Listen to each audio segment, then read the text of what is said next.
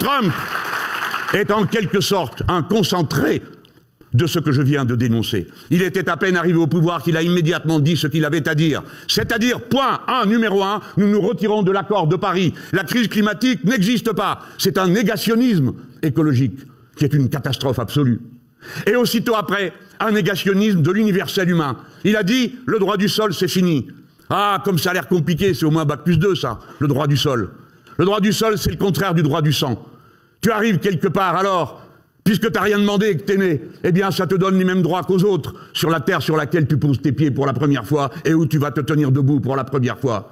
Et ce pays où tu es né t'appartient autant qu'aux voisins, si bien que le pays où tu es né n'est pas une machine à fabriquer des étrangers, mais au contraire, à fabriquer des gens qui se déclarent frères et sœurs en droit par les constitutions démocratiques.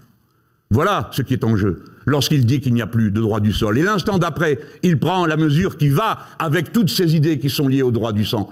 Il décide qu'il faut cesser les études et toutes les références à la nature genrée de la répartition des rôles, que ce soit dans l'emploi ou dans la société. Et il décide quelque chose qui peut-être fera sourire quelques brutes, dont il guette avec avidité le suffrage et l'affection, quand il aura dit, eh bien, dorénavant est renversée la décision de la reconnaissance administrative du changement de genre. Oh, bien sûr, ça ne concerne pas des millions de gens, mais quelle souffrance est ainsi infligée gratuitement à tous ces gens qui ne demandent rien d'autre que la possibilité de vivre dans la conception la plus radicalement philosophique de l'humanisme, c'est-à-dire décider soi-même qui on est et qui on veut être dans l'existence. Parce que tel est l'humanisme, telle est la philosophie sur laquelle repose l'idée de la souveraineté du peuple. Nous n'avons pas d'autre maître que nous-mêmes. Et c'est déjà assez difficile de le savoir et de guider sa vie avec ce point de vue-là. Et c'est la raison pourquoi laquelle vous êtes ce soir ici, plutôt que de regarder un match de je sais pas quoi, ou écouter, bon... Parce que nous donnons du sens à nos existences. Et si vous êtes des leaders, si vous êtes des leaders de la gauche, dans votre quartier, dans votre entreprise, ou le dimanche quand vous cassez les pieds à tout le monde au repas, en faisant de la politique, eh bien ne l'oublions jamais, nous sommes ceux qui apportent avec eux du sens. L'univers peut rouler dans le vide et le silence éternel, pas nous. Nous savons où nous allons. Nous allons vers la formation de la communauté humaine réelle, celle qui partage et qui voit dans chacun des autres son égal. Voilà pourquoi M. Trump est en vrai danger. Et vous ne devez pas ricaner de penser qu'il propose que vous fassiez son 51e État, parce que si vous ricanez trop fort, il va comprendre que vous ne prenez pas au sérieux la menace, et donc il la mettra en œuvre. Cet homme vient d'inventer une nouvelle forme, pas d'inventer, j'exagère, il vient d'assumer la nouvelle identité de la droite mondiale. Un système qui est en crise, car le capitalisme est en crise, du fait que la croissance est divisée par 2 depuis les années 60, du fait que la productivité du travail est bloquée, tant et si bien que c'est le roulement sans cesse et reproduit de l'argent produisant des marchandises qui produisent de l'argent qui est ralenti. Or, ce système, c'est comme la bicyclette, ça marche que si on pédale, que si ça avance. Le capitalisme a besoin sans cesse du cycle de sa propre reproduction et de l'accumulation. Et comme il est en crise, le premier point qui est en crise, c'est les États-Unis d'Amérique eux-mêmes. Et pas de bol pour vous, vous êtes le premier voisin.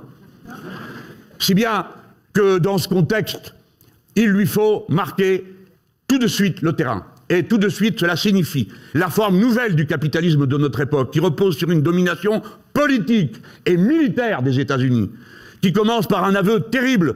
Vous autres qui êtes de gauche comme moi depuis quelque temps, regardez ce que ce type nous aura finalement cédé. Il veut rectifier le retard du capitalisme américain avec des droits de douane. C'est-à-dire qu'il reconnaît que ça fait 40 ans qu'il nous raconte des histoires. Ce n'est pas le prix, la concurrence libre et non faussée qui mène la dynamique du monde, c'est l'État. L'État comme un communiste. L'État. Ça leur va bien. Après ça, de venir faire les malins devant nous et de nous dire que tout irait mieux sans règles. Et bien, si c'est sans règles, allez, vas-y, enlève-les tes droits de douane pour qu'on voit ce qui reste de toi une fois qu'il n'y en a plus. Et oui, il a fait ça. Et puis, il a instauré ce qui va être la courroie de rétablissement du capitalisme, pense-t-il. Il vient de décider 1000 milliards de budget de la défense. Autrement dit, une fois de plus, c'est pas l'État et ses dépenses militaires que la dynamique du capitalisme va être lancée parce qu'ils ont besoin de la guerre. Car ils ont dit eux-mêmes qu'il n'y avait pas d'issue de marché à la compétition avec la Chine. La cible de M. Trump, c'est la Chine. Tous les jours, il y a des incidents là-bas en Asie. Et il lui faut cette guerre. Et il a décidé qu'au nom de cette guerre qu'il annonce de bien des façons, il va percevoir un tribut sur le monde entier. C'est cela le capitalisme tributaire. Vous savez, il se met à un col et si vous voulez passer, il faut payer pour passer. Eh bien, c'est ce qu'il fait.